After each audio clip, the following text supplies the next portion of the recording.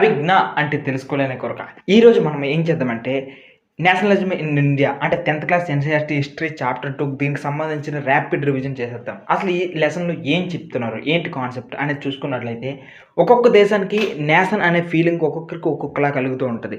Europe ఇలాంటి దేశాలకు చూసుకున్నట్లయితే వాళ్ళందరికీ కూడాను same culture, same caste, same religion, same ఒకటే కలర్ వీళ్ళందరూ ఉండడం వల్ల వాళ్ళంతా కూడాను ఒకటే జాగ్రఫికల్ బౌండరీస్ నుండి రావడం వల్ల వాళ్ళంతా ఏమని ఫీల్ అవుతారంటే, మనమంతా ఒక సింగిల్ నేషన్‌గా ఫీల్ అవుతారు. అట్ ద సేమ్ టైమ్ మన ఇండియాకి చూసుకున్నట్లయితే సేమ్ రిలీజియన్ లేదు, సేమ్ క్యాస్టెస్ లేవు, సేమ్ కలర్ లేదు, సేమ్ రేస్ లేదు, సేమ్ జెండర్స్ లేవు. ఇన్ని లేకపోయినప్పటికీ కూడాను మనమంతా ఇండియన్స్ అనే ఫీలింగ్ ఎలా వచ్చింది? నేషనలిజం అనే కాన్సెప్ట్ మన ఇండియాలో ఎలా వచ్చింది? I'm a Bharat man, I'm an Indian, మేరా భారత్ మహాన్ అనే కాన్సెప్ట్ ఎలా వచ్చింది అనేది ఈ లెసన్‌లో చూద్దాం.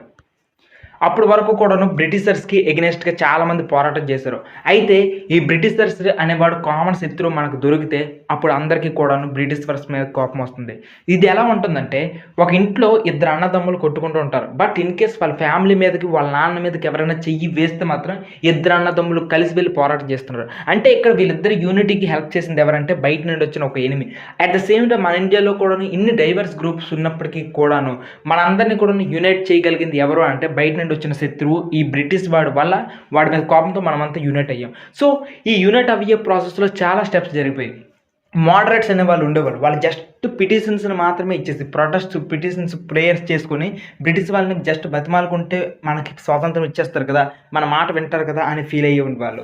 ఎక్స్ట్రీమిస్ట్స్ అనే వాళ్ళు వచ్చారు. వాళ్ళు వచ్చి ఏం చేశారంటే, వీళ్ళతో మాట్లాడితే కాదు డైరెక్ట్ దెబ్బలాట ఆడాలి, డైరెక్ట్ ఫైట్ చేస్తే కానీ మన ఇండిపెండెన్స్ ఇవ్వరు, మన మాటలు మీరు పట్టించుకోరు అనుకుని వాళ్ళు ఫీల్ అయ్యారు. వీళ్ళెవ్వరూ కూడాను భారతదేశంలో మొత్తం అందరినీ కూడాను నేషనలిజం అనే కాన్సెప్ట్ తీసుకుని రాలేకపోయారు. కానీ ఒక్కడొచ్చాడు. ఆ ఒక్క మగాడు ఎవరంటే మహాత్మా గాంధీ. ఈయన ఒకే ఒక కాన్సెప్ట్ పెట్టుకుని వచ్చారు. ఈ బ్రిటిషర్స్ని ఎదిరించాలంటే ట్రూత్, నాన్ వైలెన్స్ ఈ రెండింటిని కానీ పట్టుకున్నామా దెబ్బకి వాళ్ళు వెళ్ళిపోతారు.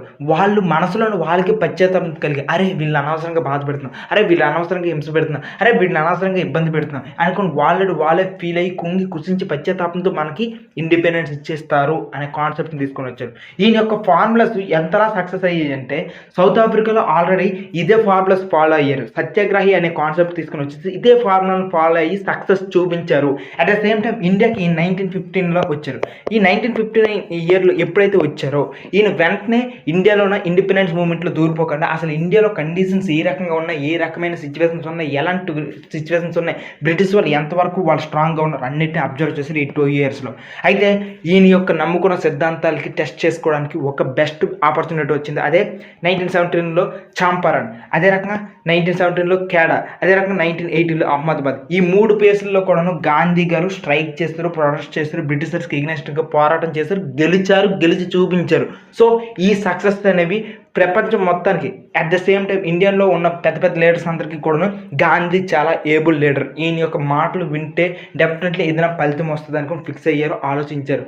సో ఇక్కడ గాంధీ కొన్న మేజర్ స్పెషాలిటీ ఏంటి అని అంటే ఒకే ఒక్కటి, అది ఏంటి అని అంటే మొత్తం భారతదేశంలో ఉన్న వాళ్ళందరినీ కూడాను రోడ్డు మీదకి వచ్చి ప్రొటెస్ట్ చేయించగలిగే అంత స్టామినా ఉన్న ఈ వ్యక్తి. ఈయన యొక్క మాట అంటే అందరూ ఫీల్ అవుతారు, అందరూ వింటారు, అందరూ గ్రహిస్తారు, అందరూ అడుగులు వేస్తారు ఆయన మాట చెప్పున. సో ఈయన యొక్క మాట ప్రకారంగానే ఆర్గనైజ్డ్గా మొత్తం ప్రొటెస్ట్ అంతా కూడా ముందుకు వెళ్ళింది అనమాట. సో ఒక ఆర్గనైజ్డ్గా చేయగలిగే కెపాసిటీ ఏంది. ఇలాంటి కెపాసిటీస్తో ఏం చేశారంటే, ఒక సిచ్యువేషన్ జరిగింది ఇండియాలో. ఈ బ్రిటిష్ వాళ్ళు శత్రువుగా మళ్ళీ వచ్చి ఒక సిచ్యువేషన్ చేశారు. రౌలట్ యాక్ట్ అనుకుని 6 ఏప్రిల్ రోజు 1919 ఈ టైంలో ఏం చేశారంటే ఒక యాక్ట్ తీసుకుని వచ్చారు.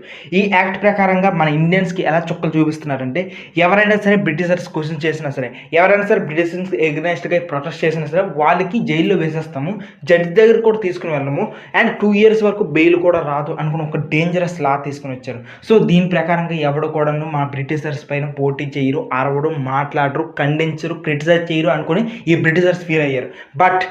బట్ ఈ సిచ్యువేషన్ని చాలామంది ప్లేసెస్కి చాలామందికి తెలియదు. ఇది జరిగిన జస్ట్ 6 రోజులకి ఏమైందంటే, పంజాబ్ అనే ఏరియాలో చాలామంది ప్రజలందరూ కూడా ఒకే ప్లేస్లో కూడుకున్నారు. జస్ట్ ఆ రోజు అనమాట బైసాఖి పండుగ ఉంది. ఆ పండుగ అయిపోయిన తర్వాత జలియన్వాలా బాగ్ ప్లేస్లోన ఈ పంజాబ్ సోదరులందరూ కూడా వెళ్ళి కూర్చున్నారు, మాట్లాడుకున్నారు. అదే సమయంలోన ఒక ఆయన వచ్చారు, జనరల్ డయ్యర్. ఈయన ఒక పోలీసుడు. ఈయన వచ్చేసి 50 మంది పోలీసులు పట్టుకొని వచ్చి వాళ్ళ చేతిలో బందూక్స్, దట్ మీన్స్ గన్స్ చేతులు వచ్చి గేట్లన్నీ మూయించేసి అక్కడున్న 1500 మందిని కాల్చడానికి ప్రయత్నం చేశారు. చంపేశారు. ఈ తొక్కిసలాటలు చాలామంది చచ్చిపోయారు. డైరెక్ట్గా బుల్లెట్ల దగ్గర చాలామంది తగిలిపోయారు, చాలామంది చచ్చిపోయారు అనమాట. ఇలాంటి కుక్కల కన్నా హీనంగా చాలా దారుణంగా చంపేశారు అనమాట ఈయన.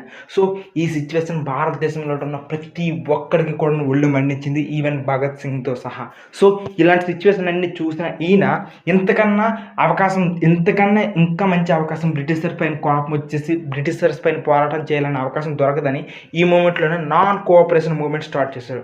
సో నాన్ కోఆపరేషన్ అంటే ఏంటి అంటే, బ్రిటిషర్స్ మాట మనం వినొద్దు, వాడు కూర్చోమంటే కూర్చోవద్దు, పాడమంటే పాడవద్దు, ట్యాక్స్ కట్టమంటే ట్యాక్స్ కట్టొద్దు, ల్యాండ్కి రెవెన్యూ కట్టమంటే కట్టొద్దు, అండ్ స్కూల్స్కి వెళ్ళొద్దు, వాళ్ళు పెట్టిన గవర్నమెంట్ ఆఫీసులకు మనం వెళ్ళొద్దు, వాళ్ళు పెట్టిన కోర్టులకు మనం వెళ్ళొద్దు.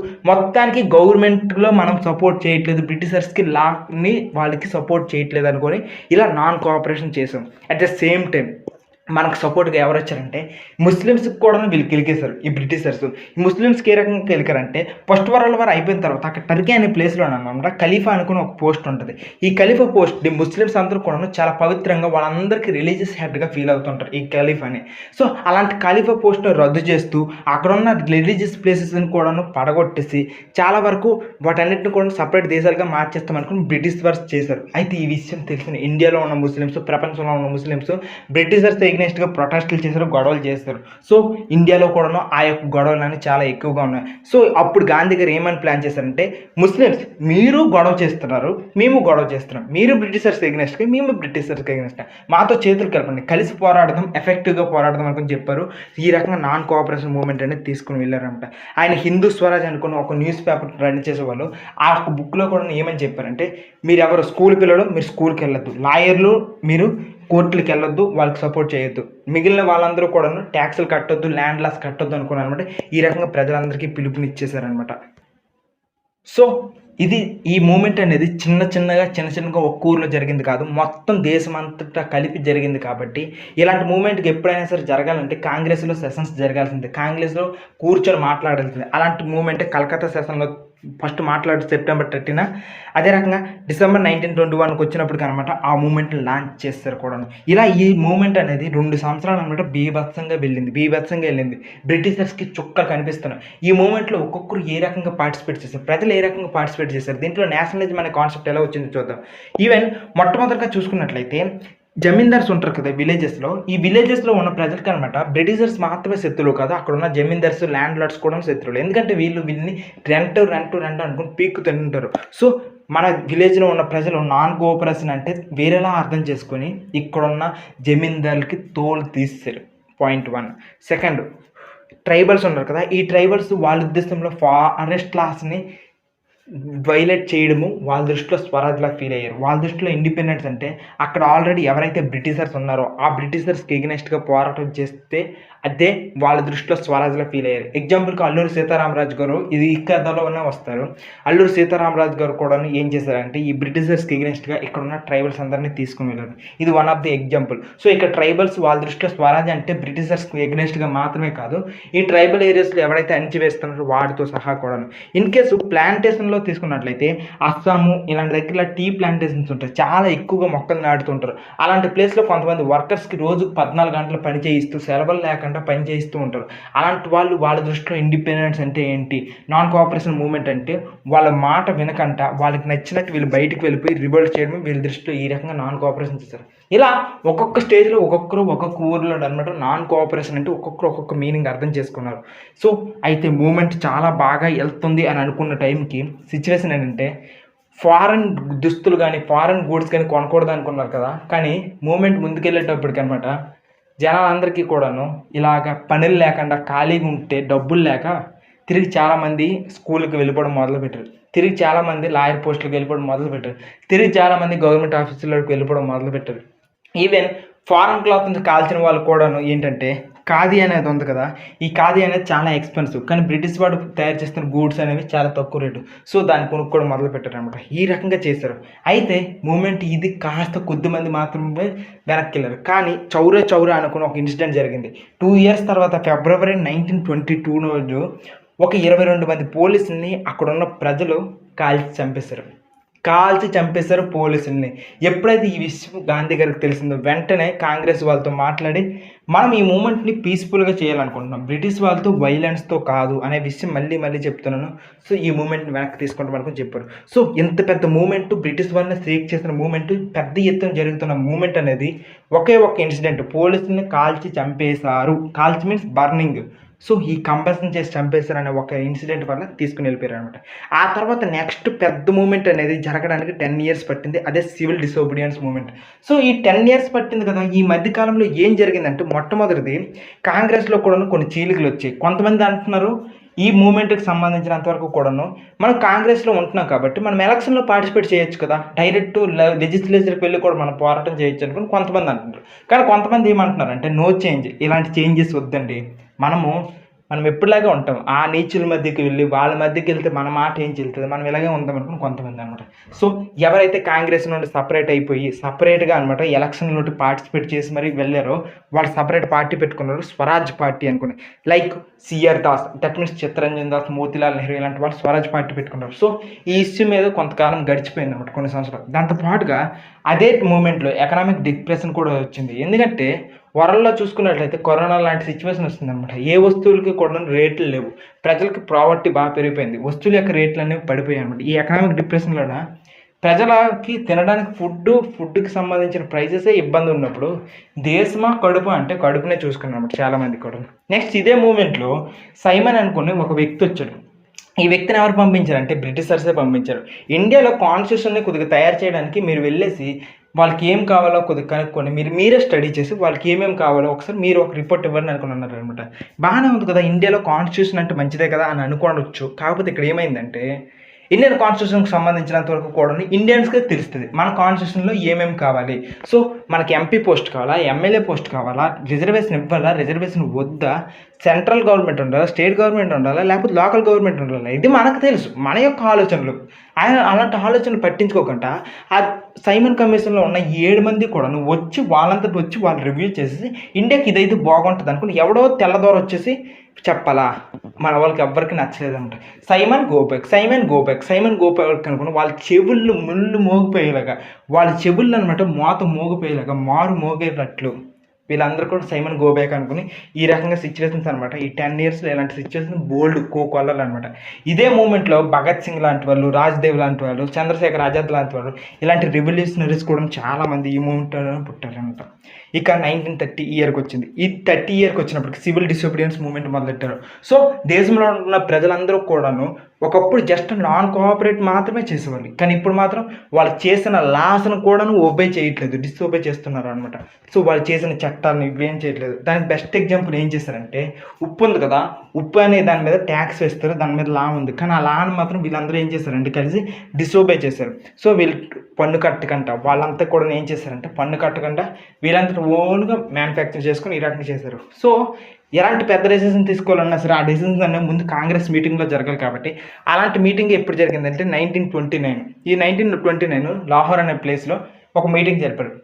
ఇప్పటి వరకు కూడాను మనం చిన్న ఆఫర్లే కోరుకున్నాం, దట్ మీన్స్ డొమినియన్ స్టేటస్ కోరుకున్నాం. కానీ ఇక నుంచి మనకి డొమినియన్ స్టేటస్ వద్దు, ఇస్తే ఫుల్ ఇండిపెండెన్స్, లేకపోతే మాకు వద్దురాబాయ్ అనుకుని అనమాట పూర్ణ స్వరాజ్ డిసిషన్ తీసుకున్నారు. ఇప్పటి నుండి కూడాను మన వాళ్ళనమాట ఏమని అడుగుతున్నాడు అంటే బ్రిటిషర్స్కి ఒక లెటర్ పంపించాడు గాంధీజీ ఏమని చెప్పారంటే ఇదిగో మాకు 11 డిమాండ్స్ ఉన్నాయి, ఈ డిమాండ్స్ని మీరు ఫుల్ చేయకపోతే రెడీ అవ్వండి, మేము ఒక మాస్ మూమెంట్ ఒక దాన్ని రెడీ చేస్తాం అనుకోండి. ఇలా ఇర్విన్ గారికి పంపించారు. ఇర్విన్ మీన్స్ వైస్రాయ్ అనమాట. ఈయనకి పంపించారు January 31, 1930. కానీ ఆయన మాట వినలేదు. అప్పుడు ఏం చేశారు తెలుసా, 1 year అయిపోయింది, ఈయన మాట వినట్లేదు అనుకుని ఇక January 30, 1930 మొదలుపెట్టారు సివిల్ డిసోబీడియన్స్. సబర్మతి నుండి దండి అనే ప్లేస్ వరకు కూడాను సుమారు 78 మంది కలిసి గాంధీ అండ్ ఫాలోవర్స్ కలిసి ఉప్పు సత్యాగ్రహం మొదలుపెట్టారు. ఈ దండి మార్చ్ మొదలుపెట్టారు. ఇక్కడ జనాలు అనమాట ఈయన వెళ్ళే తోవలను ఒక్కొక్కరు కలిసి వైట్ డ్రెస్సులు వేసుకుని వస్తుంటే ఒక వైట్ కలర్ రివర్ అనేది ఎలా ట్రావెల్ చేస్తే ఏ రకంగా ఉంటుందో ఆ రకంగా ట్రావెల్ చేసుకుంటూ వెళ్తున్న కొద్దీ కూడాను ఈయన అవేర్నెస్ కల్పిస్తున్నాడు. మనం నాన్ వైలెన్స్ చేద్దాం, ఎవరు కూడాను ఒబే చేయకండి, వాళ్ళ మాటలు వినకండి అనుకుని అనమాట. దేశం అంతా కూడాను రకరకాల ప్లేసుల్లో రకరకాల మూమెంట్స్ జరిగాయి. ఈయన కూడా ఈ మూమెంట్ చేసుకుని వెళ్ళారు. దండి అనే ప్లేస్కి రీచ్ అయ్యారు. సాల్ట్ లాని డిసోబే చేస్తారు అనమాట. ఈ రకంగా చేశారు. అయితే దేశమంతా కూడా ఇంత పెద్ద మూమెంట్ జరిగినప్పటికీ ఇర్విన్ అనేవాళ్ళు, అంటే దేశంలో ఎవరైతే రూల్ చేస్తున్నారో బ్రిటిషన్స్, వాళ్ళకి లిటరల్లీ చెమట పట్టేసింది, షేక్ అయిపోయారు. సో అప్పుడు వచ్చాడు గాంధీ దగ్గరికి. సార్ గాంధీ గారు, దయచేసి నా మాట వినండి, నేను కూడా ఒక ఎంప్లాయీనండి, నాకు పైనుండి ఒక ఆఫర్ వచ్చింది. అదేంటంటే మీరు రౌండ్ టేబుల్ కాన్ఫరెన్స్కి అటెండ్ అవ్వాలండి. అక్కడ అటెండ్ అయితే మీకు కాన్స్టిట్యూషన్ కదా కావాలి, ఇండియాకి సంబంధించిన డెసిషన్స్ కావాలి. ఆ సెకండ్ రౌండ్ టేబుల్ కాన్ఫరెన్స్ జరుగుతుంది, అక్కడ కొద్దిగా మీరు వెళ్ళి అక్కడ వెళ్ళి గోల్ చేసుకుంటే మాకు బాధ తప్పుతుంది, మీ యొక్క ఒపీనియన్స్ అక్కడ ఉంటాయి కదా అనుకున్నాను. అయితే గాంధీజీ గారికి వీళ్ళు అడిగింది ఏంటంటే, కొద్దిగా ఈ మూమెంట్ ఆపండి, సివిల్ డిసోబీడియన్స్ మూమెంట్, ఏంటి సార్ ఈ గోల అనుకుని వాళ్ళు అడిగితే అప్పుడు ఈయన ఏం చెప్పారంటే, సరే నేను ఆపుతాను, నాకంటూ కొన్ని డిమాండ్స్ ఉన్నాయి. అదేంటంటే మొట్టమొదటిగా చాలామంది ల్యాండ్స్ని మీరు కాన్ఫిస్కేట్ చేసుకుని వాళ్ళ ల్యాండ్స్ వాళ్ళకి ఇచ్చేయండి. చాలామంది ట్యాక్స్ కట్టలేదు అనుకుని జైల్లో పెట్టిస్తారు, వాళ్ళందరినీ రిలీజ్ చేయండి. అండ్ మూడో మాట, రాజ్దేవ్ సుఖదేవ్ గారు అదే రకం భగత్ సింగ్ లాంటి వాళ్ళకి ఒరిశిక్ష ఇస్తారు, కొద్దిగా తీసేయండి అనుకునంటే, సార్ అదొక్కటి తప్ప మిగిలిన అడిగిన చేసేస్తాం అనుకున్నట్టు. సరే ఆ సంగతి పక్కన పెట్టి మిగిలినవన్నీ తగ్గించాం అనుకున్నాను చెప్పేసి ఒప్పందం చేసుకున్నారు. సో ఇక్కడతో civil disobedience movement first phase అనేది క్లోజ్ అయింది. అప్పుడు గాంధీ తాత రౌండ్ టేబుల్ కాన్ఫరెన్స్కి వెళ్ళాడు. సో ఈ రకమైన వీళ్ళిద్దరి మధ్య జరిగిన దాన్ని గాంధీ ఇర్విన్ ప్యాక్ట్ అని అంటారు. చాలా ఇంపార్టెంట్ అనమాట. సో ఇక్కడ ఈ సివిల్ డిసోబీడియన్స్ మూవ్మెంట్లో అసలు ఎవరెవరు పార్టిసిపేట్ చేశారు, నేషనలిజం అనే ఫీలింగ్ అనేది కావాలి కదా మనకు మెయిన్. సో ఇక్కడ పార్టిసిపేట్ చేసింది ఎవరంటే రైతులు, పీజెంట్స్. అందులో రిచ్ పీజెంట్స్ ఉన్నారు, పూర్ పీజెంట్స్ ఉన్నారు. రిచ్ పీజెంట్స్ ఏంటంటే బ్రిటిషర్స్ కమర్షియల్ కాప్ మీద అనమాట సరిగ్గా డబ్బులు ఇవ్వట్లేదు. వీళ్ళు డబ్బులు ఇవ్వకపోతే ఇలాంటి బ్రిటిషర్స్ మనకు అవసరం, ఆ వేస్ట్ అనుకుని రిచ్ పీజెంట్స్ అందరూ కూడాను బ్రిటిషర్స్కి ఎగనెస్ట్గా వెళ్ళి కాంగ్రెస్కి సపోర్ట్ చేస్తుంటే, సివిల్ డిసోబీడియన్స్ మూవ్మెంట్కి సపోర్ట్ చేస్తుంటే, ఇక్కడ పూర్ పీజెంట్స్ మాత్రం వాళ్ళ యొక్క ఆలోచన కంప్లీట్గా వేరు. మాకు ఈ పెద్ద రైతులందరూ కూడా చుక్కలు చూపిస్తున్నారు, ఇలాంటి చుక్కలు చూపించే వాళ్ళతో ఉంటే మాకు నరకం కనిపిస్తుంది, కాబట్టి బాబు మేము సివిల్ డిసోబీడియన్స్ మూవ్మెంట్లో మేము పార్టిసిపేట్ చేస్తున్నాం, ఎందుకంటే ఈ రిచ్ పీజెంట్స్ కూడా తప్పించండి అనుకున్నాను అనమాట. అంటే వీళ్ళు బ్రిటిషర్స్ కాదు, ఈ రిచ్ పీజెంట్స్ మీద చేస్తున్నారు అనమాట. నెక్స్ట్ టౌన్లో కూడాను ఇండస్ట్రియలిస్టులు వర్క్లో ఉన్నారు కదా, ఇండస్ట్రియలిస్టులు కూడా ఏంటంటే వాళ్ళ యొక్క గూడ్స్ అనేవి ఫారెన్లో అమ్ముకుంటామన్నా, ఫారెన్కి ఎక్స్పోర్ట్ చేద్దామన్నా సరే ఇలాంటి వాటన్నిటికీ ప్రాబ్లం అయిపోతుంది, జస్ట్ బికాజ్ ఆఫ్ బ్రిటిషర్స్ పెడుతున్న ట్రేడ్ బ్యారియర్స్ వల్ల. అట్ ద సేమ్ టైం అప్పుడే వీళ్ళు ఏం చేస్తారంటే చాలా ఫండ్స్ ఇచ్చారు. ఇలా ఫండ్స్ ఇచ్చి ఆ ఫండ్స్ అంతటిని కూడా ఏం చేస్తారంటే సివిల్ డిసోబీడియన్స్ మూవ్మెంట్కి చేస్తారు. ఇది ఫస్ట్ ఫేజ్. కానీ సెకండ్ ఫేజ్కి వచ్చినప్పటికి మాత్రం వీళ్ళ సిచ్యువేషన్స్ మారిపోయింది. అయితే ఇక్కడ ఉన్న వర్కర్స్ మాత్రం ఏమని ఫీల్ అయ్యారంటే, ఇండస్ట్రియలిస్టులు మా ప్రాణం తినేస్తున్నారు, అనవసరంగా చాలా లాంగ్ అవర్స్ పెట్టి మాకు జీతాలు సరిగ్గా ఇవ్వకుండా చాలా ఇబ్బందిగా పెట్టేస్తున్నారు, కాబట్టి వాళ్ళ యొక్క బాధ తప్పిస్తారేమో అని అనుకున్నమాట సివిల్ డిసోబీడియన్స్ మూవ్మెంట్లో పార్టిసిపేట్ చేశారు. సో వీళ్ళందరి యొక్క ఆలోచనలు ఏంటంటే ఎవరు గోల వాళ్ళది, ప్రతి ఒక్కరికి ఒక కోరిక ఉంది, ప్రతి ఒక్కరికి ఒక యాస్పిరేషన్ ఉంది, వాళ్ళందరూ కూడా వాళ్ళ యాస్పిరేషన్స్ని కంప్లీట్ చేసుకోవడానికి సివిల్ డిసోబీడియన్స్ మూవ్మెంట్లో కంప్లీట్ చేశారు. At the same time women కూడా పార్టిసిపేట్ చేసింది ఈ మూవ్మెంట్లో. బ్రిటిషర్స్కి ఎగ్నెస్ట్గా పోరాటం చేయడంలో ఉమెన్ కూడా పార్టిసిపేట్ చేసింది. ఇప్పటి వరకు కూడా ఏ మూమెంట్లో ఉమెన్ వచ్చి ఇంత బాగా పార్టిసిపేట్ చేయడం జరగలేదు, just because of Gandhi, just because of civil disobedience movement. ప్రతి ఒక్కరిలోనూ కూడా నేషనలిజం అనే ఫీలింగ్ వచ్చింది, బ్రిటిషర్స్ని తరిమి కొట్టాలి, ఈ దేశం మనదే అనే ఫీలింగ్ వచ్చింది. సో ఈ రకంగా వీళ్ళందరూ కూడా పార్టిసిపేట్ చేశారు. కాకపోతే ఒక్కొక్కరికి ఒక్కొక్క వ్యూ ఉందన్నమాట. సో ఇప్పటి వరకు కూడా మనం చూసుకున్నట్లయితే అంతా కూడా సిచ్యువేషన్ ఏంటంటే నేషనలిజం అనే ఫీలింగ్ అనేది ప్రతి మూమెంట్కి పెరుగుతూ వెళ్తుంది అనమాట. ఈ మూమెంట్లో పెరగడానికి చాలా ఇంపార్టెంట్ రోల్ ప్లే చేసిన ఏంటంటే సింబల్స్ ఏంటంటే మన ఇండియన్ ఫ్లాగ్ అనేది. ఎప్పుడైతే ఇండియన్ ఫ్లాగ్ చూస్తారో ప్రతి ఒక్కరు కూడాను ఒక ప్రౌడ్ ఫీలింగ్ వచ్చేసి ఆ ఇండియన్ మన నేషనల్గా ఫీల్ అయ్యేసి అందరూ గుండెలు కత్తుకొని మరీ నేషనల్ ఫీలింగ్ పెరిగింది. Next Bharat Mata photo. ఈ భరతమాత డ్రాయింగ్ని అభినందన్ ఠాగూర్ అనే ఆయన అనమాట గీసి, ఆ పెయింటింగ్ గీసిన తర్వాత అందరూ కూడాను దేశం అంటే తల్లి, అమ్మ అవనే నేల తల్లి ఇలా ఫీల్ అవుతూ వాళ్ళందరూ కూడా మా తల్లి యొక్క దాస్య శృంఖలాలను విడిపించాలనుకుని దేంతో అన్నమాట పరిగెత్తడం మొదలుపెట్టారు. So Bharatamata photo and poems, folklores, మన భారతదేశం యొక్క గొప్పతనం విడిచిపెడుతూ గొప్పతనం చెప్తూ, దాంతోపాటు మన హిస్టరీలో అనమాట గొప్పతనం, భారతదేశము అనేది హిస్టరీలో ఎంత గొప్పది, ఆ కాలంలో ఎన్ని చేసింది, మ్యాథమెటిక్స్లో, సైన్స్లో, అదే రకంగా ఆర్కిటెక్చర్, ఇదంతా కూడా ఆర్ట్స్లో, అదే రకంగా పెయింటింగ్లో, వీటిలన్నింటిలో కూడా ఎంతలా పురోగతి చేసిందో హిస్టరీ రూపంలో కూడా చెప్పడం చేశారు. ఇవన్నీ చేయడం వల్ల మన వాళ్ళకి ఏమని ఫీలింగ్ వచ్చిందంటే ఇక దేశం అంటే మనదే దేశం, మనమంతా ఇండియన్స్ అనే ఫీలింగ్ అనేది బాగా డెవలప్ అయింది అనమాట ఈ రకమైన సింబల్స్ వల్ల కూడాను. సో ఫైనల్గా ఒక మాట చెప్పాలంటే చాలా ఉద్యమాలు జరుగుతున్నాయి, కానీ ఉద్యమాలు జరిగేటప్పుడు అనేక రకాల గ్రూప్స్ ఉన్నారు, అందరూ కూడాను వాళ్ళ తన్నుకుంటున్నారు. కానీ ప్రతి తన్నుకున్నప్పటికీ కూడాను ఈరోజు ఇండియా ఇంత డైవర్స్గా ఉండి కూడాను ప్రతి ఒక్కరు వాయిస్ రైజ్ అవుతుంది, వాళ్ళ మాటలు కూడా కన్సిడర్ చేస్తున్నారు. అంటే దాని బ్యాక్గ్రౌండ్ ఏంటంటే ఆ రోజు కూడాను మన ఒక్కరు కూడా ఇండివిజువల్గా ఉన్నారు. సో ఈ మొత్తం సిచ్యువేషన్లో ఏమైందంటే మనం వేరు కావచ్చు, మనం డిఫరెంట్ వాయిసెస్ ఉండొచ్చు, కానీ మన వాయిస్ అందరము కూడా వినిపించుకునే చాయిస్ని మన కాన్స్టిట్యూషన్ ద్వారా పెట్టుకుంటే మనందరము కూడా డిఫరెంట్ వాయిస్తో కూడా ఇండియన్స్గా ఉండొచ్చు అనే విషయము ఈ పాస్ట్ మూమెంట్స్లో మనకు తెలిసిందనమాట ఫైనల్గా. ఇంకా ఇంతటితో లెసన్ అయితే కంప్లీట్ అయిపోయింది. మన మధ్య ఎన్నో గొడవలు ఉండొచ్చు, కానీ ఎన్ని గొడవలు ఉన్నప్పటికీ మన కాన్షియస్ని ఒకదాన్ని సాలిడ్గా తయారు చేసుకుని మన వాయిసెస్ అన్నీ కూడా ఈక్వల్గా రేట్ చేస్తూ యాజ్ ఏ ఇండియన్గా బతకొచ్చు అనేలాగా అనమాట ఈ మూమెంట్స్ అన్నీ కూడా ప్రూవ్ చేసి ఈరోజు ఆ రకంగా బతకడానికి కూడా హెల్ప్ చేసాయి అనమాట. సో ఇది నేషనలిజం ఇన్ ఇండియా. అండ్ లాస్ట్గా క్విట్ ఇండియా మూమెంట్ గురించి సరదాగా చెప్తారు. ఇక్కడ ఏంటంటే క్విట్ ఇండియా మూమెంట్లో ఏం జరుగుతుందంటే గాంధీ గారు అనమాట ఇప్పటి వరకు అంతమందితో నెగోసియేషన్ చేసి చిరాకు వస్తుంది. ఫైనల్గా ఏమంటారంటే డూ ఆర్ డై, చెయ్యు లేకపోతే చచ్చిపో, అంతేగాని పని మధ్యలో మాత్రం ఆగిపోవద్దు అనుకుని చెప్పేస్తారనమాట. అయితే ఈ మూమెంట్ మాట గురించి చెప్పిన వెంటనే బ్రిటిషర్స్కి అనమాట ఏం చేస్తారంటే అయ్యో ఇది సార్ మళ్ళీ పెద్ద మూమెంట్ అయిపోద్ది, already non cooperation quit India moment చూసాము ఆ తలపోటే పట్టించుకోలేదంటే మళ్ళీ క్విట్ ఇండియా మూమెంట్ అనుకున్నా ఏం చేస్తారంటే ఈసారి ఈ మూమెంట్ సక్సెస్ కాకూడదు అనుకుని బ్రిటిషర్స్ పెద్ద లీడర్స్ అందరినీ కూడా జైల్లో పెట్టేశారు. ఎప్పుడైతే జైల్లో పెట్టారో లీడర్ లేదు. అయితే మామూలుగా ప్రతిసారి కూడా ఏమవుతుందంటే లీడర్ లేకపోతే మూవ్మెంట్ అనేది క్లోజ్ అయిపోవాలి, కానీ ఈసారి మాత్రం ప్రతి ఒక్కరి దాంట్లో కూడా నేషనలిజం అనే ఫీలింగ్ ఉంది. సో జనాల్ని ఈ బాధ్యతను లోపలిగా తీసుకున్నారు. వాళ్ళందరూ కూడా వాలంటీర్గా తీసుకుని ఈ మూమెంట్ ముందుకు తీసుకుని వెళ్తూ ఉన్నారు. అందులో బెస్ట్ ఎగ్జాంపుల్ ఏంటంటే రామ్ మనోహర్ లోహియా, అదే రకంగా అరుణ ఆసఫ్ అలీ, ఇలాంటి వాళ్ళందరూ కూడా సీక్రెట్గా గ్రూపులు క్రియేట్ చేస్తూ అదే రకంగా రేడియోల్లో నేషనలిజం గురించి చెప్తూ వాళ్ళ బాధ్యత తీసుకున్నారు.